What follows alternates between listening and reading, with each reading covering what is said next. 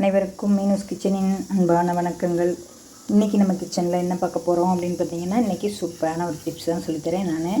எனக்கு தெரிஞ்சதை நான் உங்கள்கிட்ட சொல்கிறேன். இப்போ நம்ம கேரட் துருவி பொரிப்போம் இல்லையா, இந்த மாதிரி பூ போல் திருவோம். இந்த மாதிரி திருவியில் வச்சு திருவோம். நம்ம முழுசாக ஒரு கேரட் எடுத்து நல்லா தோல்லாம் சீவிட்டு இந்த மாதிரி நறுக்கிட்டு நம்ம இதில் வச்சு நம்ம அப்படி திருவிக்கிட்டு இருப்போம். அது ரொம்ப லேட் ஆகும். ரெண்டாவது கையையும் கிழிச்சிரும். உங்களுக்கு இது போய் எப்படி கையில் மாட்டி கையில் கிழிச்சிரும்.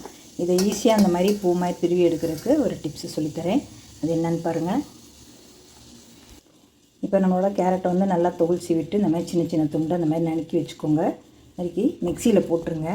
போட்டுட்டு நம்ம அப்படி மிக்சியில் ஒரு சுற்று நமக்கு எந்த மாதிரி வேணுமோ அந்த மாதிரி கொஞ்சம் பெருன்னு வேணால் ஒரு 2 சுற்றில் எடுத்துடலாம்.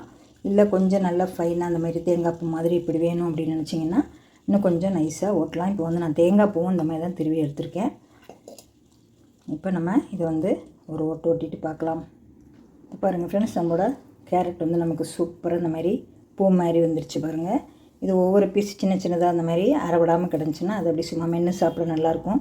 இது எதுக்குன்னா நம்ம பொரியல் பண்ணுறதுக்காக இந்த மாதிரி அரைச்சிருக்கோம். இப்போ நம்மளோட கேரட் எப்படி திருவி வச்சு பாருங்கள். நல்ல பூ மாதிரி இந்த மாதிரி செஞ்சால் உங்களுக்கு வேலையும் ஈஸியாகவும், ரெண்டாவது பிள்ளைகளுக்கும் இந்த மாதிரி நல்லா பொடி பண்ணி நினச்சோன்னா பண்ணி கொடுத்துடலாம்.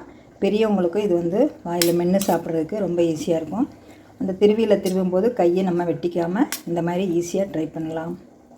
ஓகே, இது மாதிரி நீங்கள் பீட்ரூட்டு இல்லை கேரட்டு, முள்ளங்கி பொரியல் இந்த மாதிரிலாம் நீங்கள் இதில் ட்ரை பண்ணலாம்.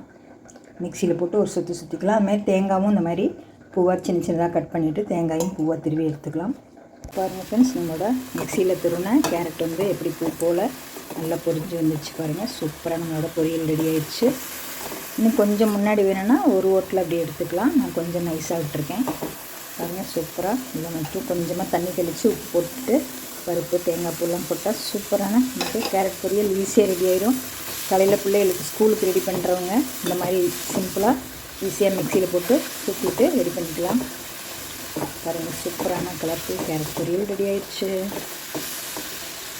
5 நிமிஷம் தான், 2 நிமிஷம் கூட போதும்.